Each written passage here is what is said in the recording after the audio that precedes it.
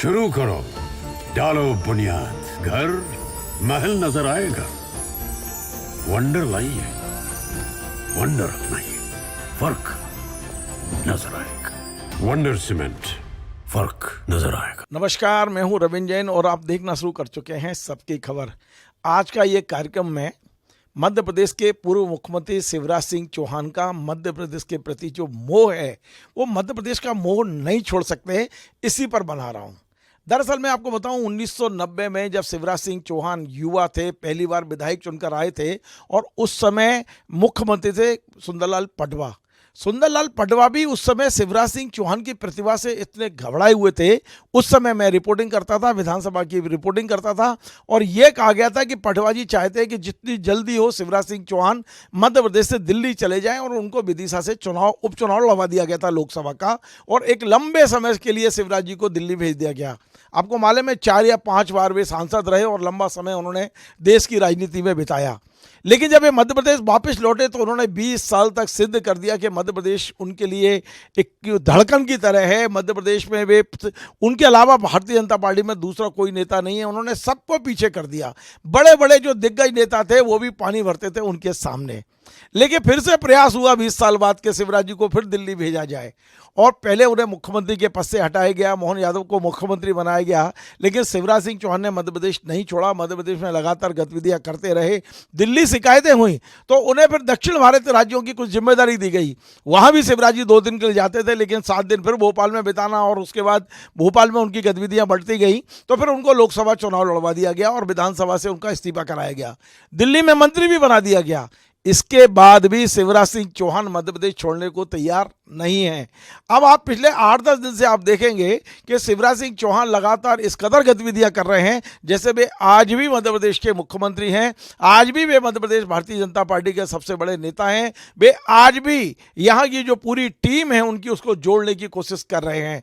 हमने देखा कि रक्षाबंधन का त्यौहार था तो उन्होंने भोपाल के बजाय नसरुल्लागंज में कार्यक्रम किया, तमाम सारी महिलाओं से राखी बंधाई, बिल्कुल वैसा ही टेंट तंबू लगाया गया जैसे वो मुख्यमंत्री के रूप में लगाया करते थे।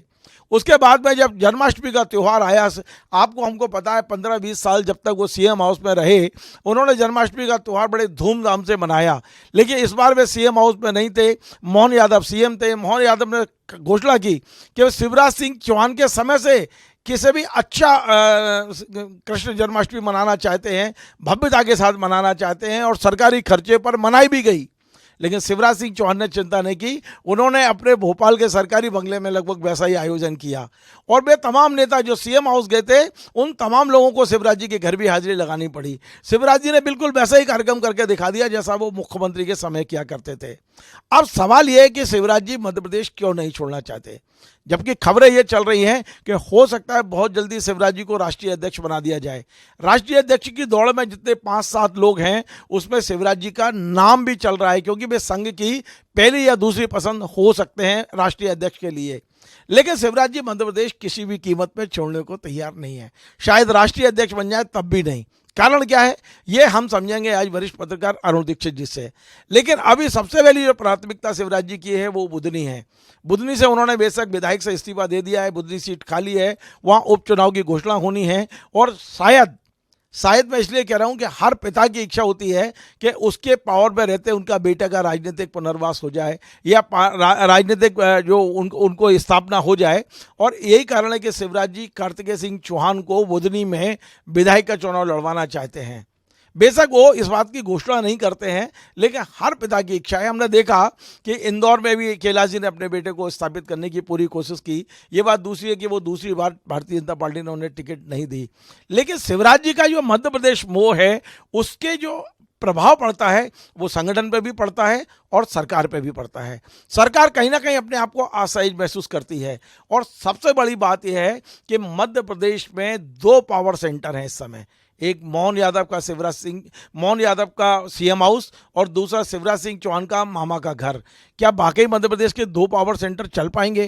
क्या भारतीय जनता पार्टी का संगठन इसे स्वीकार करेगा? हम इस सब चीज़ों को समझते हैं अरुण दीक्षित जी से। अरुण जी, आपका बहुत बहुत स्वागत है। हम भारतीय जनता पार्टी में ये परंपरा नहीं है कि 2 पावर सेंटर बने। आज कोई माने ना माने, लेकिन ये सच है, शिवराज सिंह चौहान मध्य प्रदेश छोड़ने को तैयार नहीं है। बेशक पार्टी हाईकमान कुछ भी कह ले, वो अपनी ताकत गाए बगाए दिखाई देते हैं। और दूसरा, शिवराज सिंह चौहान ने एक पावर सेंटर के रूप में मामा के घर को स्थापित तो कर दिया है। देखिए, एक बात मान लीजिए, आपने कहा 2 पावर सेंटर, पहला भाजपा में ऐसा नहीं होता था, अब हो रहा है क्योंकि भाजपा कांग्रेस हो गई है। कांग्रेस का संपूर्ण चरित्र आत्मसात कर लिया गया है। ठीक उसी तरह से देखिए, कांग्रेस में भी आप याद करिए, अर्जुन सिंह जी को बिना बात के मुख्यमंत्री की कुर्सी से हटा दिया गया था। शिवराज सिंह को भी 163 सीट जीतने के बाद बिना वजह मुख्यमंत्री की कुर्सी से हटा दिया गया है। जहां तक घर से जुड़े रहने की बात है, इसमें कोई बुराई नहीं है। वो जैत में पैदा हुए, बुधनी उनका इलाका है। 2005 में पहले वो चुने गए थे, छोड़ के वो विदिशा पहुंचे, तो 93 और 98 में बुधनी में बीजेपी का एमएलए नहीं था, कांग्रेस का एमएलए था। पहले राजकुमार पटेल, फिर देव कुमार पटेल। लेकिन 2005 के उपचुनाव में जब शिवराज आए तो उसको लेकर उसके बाद अभी तक कांग्रेस ने सब दिग्गज आजमाए, लेकिन बुधनी शिवराज की कॉन्स्टिट्यूंसी है। ठीक वैसे ही जैसे बड़े नेताओं के, जैसे माना जाता है शिवराज सिंह, दिग्विजय सिंह का राघवगढ़ है, ऐसे बड़े नेताओं की अपनी कॉन्स्टिट्यूंसीज हैं। अब बात जो आती है पावर सेंटर की, तो उसकी 2-3 वजहें हैं। सबसे बड़ी वजह यह है कि शिवराज सिंह चौहान मध्य प्रदेश में तो अब सबसे आगे की पंक्ति में खड़े नेता हैं। उनको सबसे बड़ा नेता तो नहीं कहूँगा मैं, क्योंकि जिनकी छत्रछाया में उन्होंने नेतागिरी सीखी थी वो भी अभी नेतागिरी में हैं, जिनके आगे वो हाथ जोड़ते थे वो भी अभी हैं, लेकिन सबसे आगे निकल आए हैं। बड़े भले ही नहीं हैं, बड़ा होना अलग बात है और सबसे आगे निकलना अलग बात है, तो सबसे आगे निकल गए हैं। अब आज उनकी तकलीफ ये है कि मध्य प्रदेश में उनकी अपनी पार्टी की सरकार उनके साथ जो दांवपेच खेल रही है।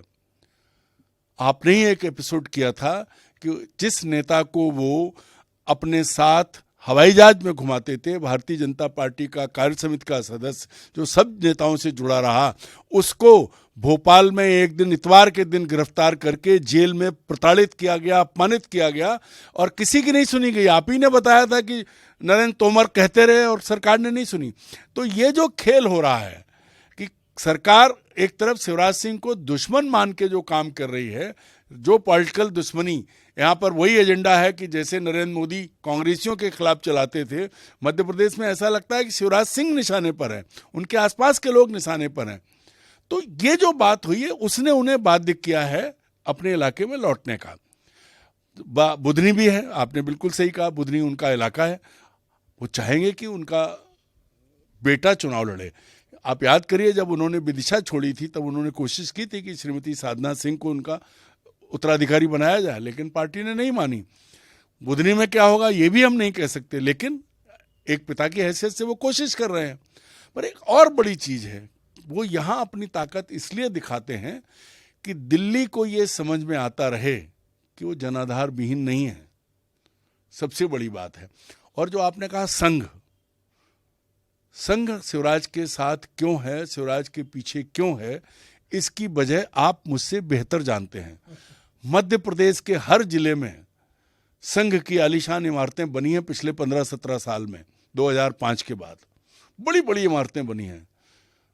संघ के भोपाल में कितने भवन बने हैं। संघ का जो विस्तार हुआ है, उसका जो आर्थिक पहलू था, उसकी देखभाल सिर्फ और सिर्फ शिवराज सिंह ने की। पैसा कहाँ से आया, कैसे निकला, वो आप जानते हैं, हम भी जानते हैं, क्योंकि नोट छपते नहीं हैं, सरकार के खजाने से ही रोटेट होते हैं, कैसे चलते हैं।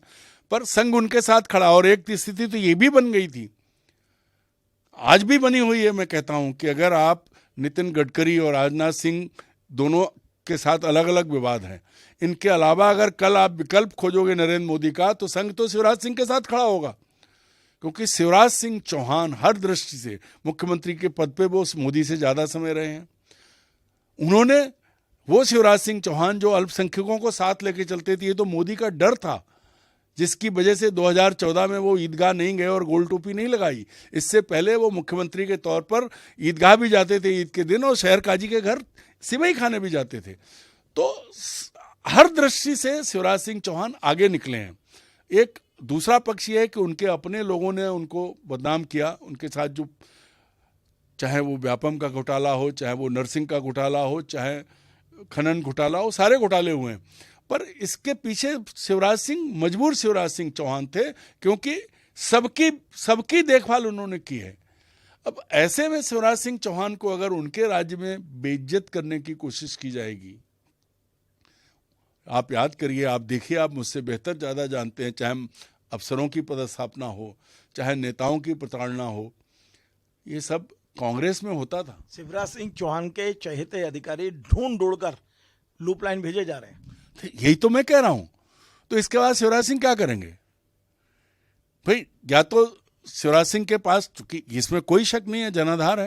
अच्छा, एक बात बड़ा सीधी पूछता हूं, मेरे दर्शक भी घुमा फिरा के बजाय सीधा पूछते हैं।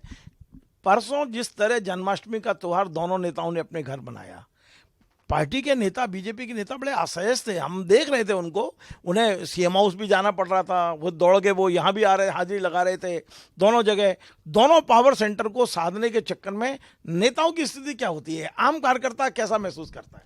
देखिए, शिवराज सिंह 17 साल मुख्यमंत्री रहे हैं, उनके सामने बहुत नेता खड़े हुए हैं, उन्होंने भी अपना गुट बनाया, अपने नेता बनाए, तो वो अभी भी वो देखना चाहते हैं। भगवान कृष्ण की जयंती का दिन, जन्माष्टमी जो है, उस दिन उन्होंने, पहले वो मुख्यमंत्री निवास में करते थे, बहुत अच्छे भजन गाते हैं, वो पत्नी मिलके मंच पे बहुत बढ़िया गाते थे। इन्होंने अपने घर में भी उसी तरह से हांडी सजाई और खुद हांडी फोड़ी। तो एक तरफ तो वो ये बताते हैं कि 65 साल की उम्र में वो बिल्कुल युवा हैं, अभी 10 साल का समय है उनके पास मार्गदर्शक मंडल का, तो उसमें वो बिल्कुल फिट हैं। दूसरी चीज़ ये है कि अपने लोगों को परखते तो रहना चाहिए। शिवराज सिंह ये जानना चाहते हैं कि जिनको उन्होंने आगे बढ़ाया, जो उनके साथ थे, वो अब भी साथ हैं या सिर्फ सत्ता के साथ थे, ये देखना है। और दूसरी तरफ मोहन यादव जी, भाई मैं तो कह देता हूँ, लोगों को बुरा लगता है, पर्ची मुख्यमंत्री हैं, विधायकों के चुने हुए नहीं हैं, तो वो कोशिश कर रहे हैं कि जिनका नेतृत्व उन्हें दिल्ली ने दिया है, नरेंद्र मोदी ने दिया है, वो उनका नेतृत्व मान भी रहे हैं कि नहीं मान रहे हैं, इसलिए वो ये इस तरह के आयोजन कर रहे हैं। अन्यथा भगवान की पूजा नितांत व्यक्तिगत विषय है।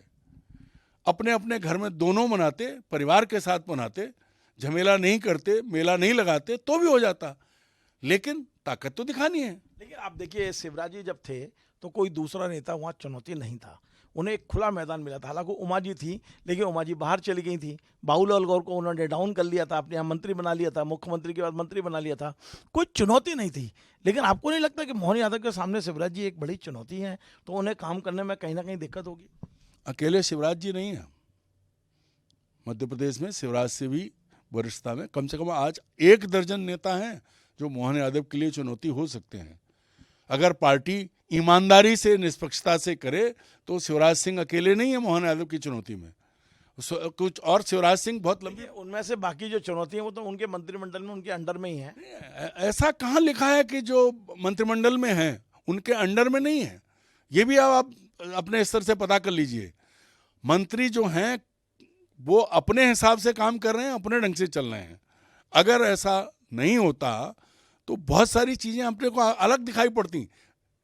जो बात हो रही थी, क्यों नहीं? आप ये कहने को तैयार हैं कि अभी मोहन यादव को फ्री हैंड नहीं है, ना दिल्ली से है, ना मध्य प्रदेश के स्थानीय नेताओं से मिला हुआ है? नहीं, मध्य प्रदेश के स्थानीय नेता उनका रास्ता रोक नहीं पा रहे हैं, क्योंकि उन्हें दिल्ली ने लाके यहाँ बैठाया है, वो दिल्ली की पसंद है।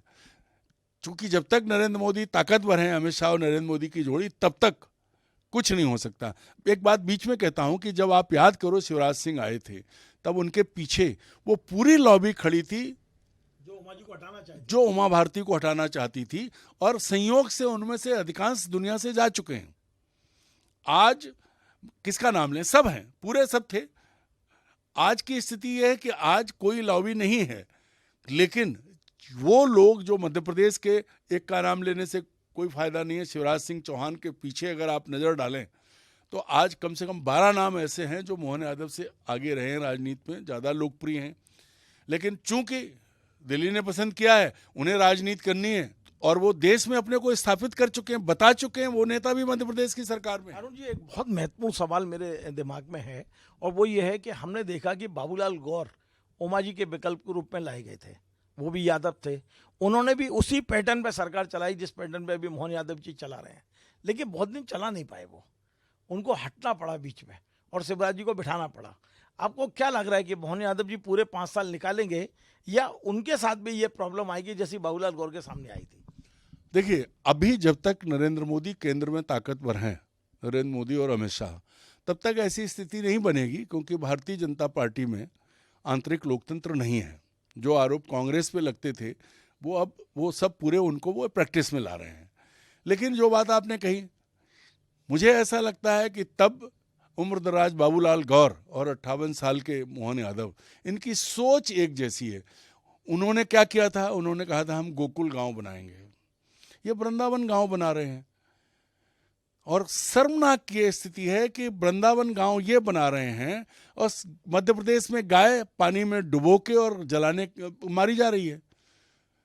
इन्होंने आते ही ऐलान किया था कि अंडा मांस खुले में नहीं बिकेगा। 8-9 महीने हो गए, बिक रहा है।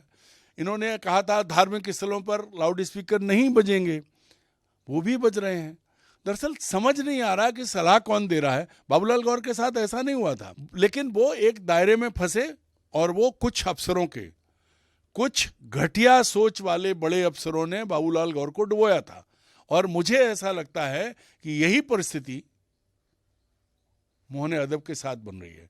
एक बात समझ लीजिए, IAS IPS खुदा के बंदे नहीं होते हैं। बहुत बड़ा अंतर आम आदमी में उनमें नहीं होता है। एक परीक्षा में कोई आदमी 4 नंबर ज़्यादा पा लेता है और कोई परीक्षा में 4 नंबर कम पाता है। कोई एक क्षेत्र में जाता है, कोई दूसरे क्षेत्र में जाता है। तो अगर आप ये मान लो कि IAS और IPS अफसर भगवान के बच्चे हैं और उन्हें सब आता है, तो उसी दिन आपका पतन शुरू हो जाता है। और आज 9 महीने बाद माननीय मुख्यमंत्री मोहन यादव जी इसी चौराहे पे हैं। एक घोषणा उनकी पूरी तरह से अमल में नहीं है, चाहे वो पटवारियों को लेकर के हो, चाहे वो नामांतरण और उसकी बात को लेकर है, अंडे बेचने को लेकर हो, चाहे वो लाउड स्पीकर उतारने को लेकर के हो। ये सब क्या है? आप जो कह रहे हो उस पर अमल क्यों नहीं हो रहा है? अरुण जी, एक काल्पनिक सवाल है, बिल्कुल टोटल काल्पनिक। आज यदि शिवराज जी जिस स्थिति में पहुंच गए हैं, भारत सरकार के कृषि मंत्री कोई छोटा मोटा पद नहीं है, लेकिन यदि उनके पास 2 रास्ते हों, एक राष्ट्रीय अध्यक्ष की तरफ जाने का और दूसरा मध्य प्रदेश में वापस लौट के CM बनने का, आपको क्या लगता है वो कौन सा रास्ता अपनाएंगे? देखिए, काल्पनिक सवाल नहीं है। इसको आप भले ही अपनी तरफ से काल्पनिक कहें, लेकिन उनके मन में चल रहा होगा। वजह यह है कि आदमी अगर भगवान बन जाए तब तो नहीं कह सकते, लेकिन आदमी जब तक सामान्य आदमी रहता है, पद कोई आ जाए उसको, वो अपने अपमान का बदला जरूर लेना चाहता है। तो मुझे लगता है कि अगर कल शिवराज सिंह को मौका दिया जाए कि जाओ मध्य प्रदेश के मुख्यमंत्री बन जाओ, तो वो हवाई जहाज में नहीं बैठेंगे, पैदल दौड़ते हुए चले आएंगे, पैदल दौड़ते हुए भोपाल आ जाएंगे। हवाई जहाज तो छोड़ दो, इतनी उत्सुकता है। क्यों? क्योंकि पिछले 9 महीने में तिल तिल बेइज्जती तो हुई है, इसमें तो कोई शक नहीं है। चलिए, बहुत बहुत धन्यवाद। तो आज बहुत महत्वपूर्ण विषय हमने उठाया और वो है मध्य प्रदेश के प्रति शिवराज सिंह चौहान का मोह, और जिस तरह उनको हटाया गया, जिस तरह 9 महीने में उनके साथ व्यवहार किया गया, जिस तरह उनके चहेते अधिकारियों को एक एक कर छांट कर लूप लाइन भेजा गया, तो निश्चित तौर पे ये पीड़ा से वो गुजर रहे हैं। और जिस तरह वो मध्य प्रदेश में सक्रिय हुए हैं, जिस तरह मध्य प्रदेश में आयोजन कर रहे हैं, जिस तरह वो मध्य प्रदेश में अपने समर्थकों को बांध के रखे हुए हैं, उससे लगता है कि मध्य प्रदेश में अभी उनका एक और दौर बाकी है। हो सकता है, हम इस बात की कोई चैलेंज नहीं कर रहे हैं, लेकिन जैसा अभी अरुण दीक्षित जी ने कहा कि यदि उन्हें सपने में भी मौका मिला तो वो प्लेन का इंतजार नहीं करेंगे, दौड़ के मध्य प्रदेश वापस आएंगे। मध्य प्रदेश आज भी उनकी धड़कनों में है। मध्य प्रदेश से आज भी उनका मोह उतना ही है जितना 1990 में जब उन्होंने राजनीति शुरू की थी, पाँव वाले भैया कहते हुए जब वो विधानसभा आए थे, उतना ही वो आज भी है। ये बात दूसरी है कि सांसद के रूप में लंबे समय उन्होंने दिल्ली में बिताया और अपनी ताकत बढ़ाई। शिवराज सिंह चौहान को हम कमजोर नहीं समझ सकते। मध्य प्रदेश में 2 पावर सेंटर हैं, अब इसमें कोई दो राय नहीं। पहला मुख्यमंत्री निवास और दूसरा मामा का घर, जो भोपाल के लिंक रोड नंबर 1 पर है। आपको हमारा ये कार्यक्रम पसंद आए तो आप इसे शेयर करें, लाइक करें, कमेंट करें, और आपसे बार-बार निवेदन है हमारे इस चैनल को सब्सक्राइब अवश्य करें। धन्यवाद। शुरू करो, डालो बुनियाद, घर महल नजर आएगा। वंडर लाइए, वंडर अपनाइए, फर्क नजर आएगा। वंडर सीमेंट, फर्क नजर आएगा।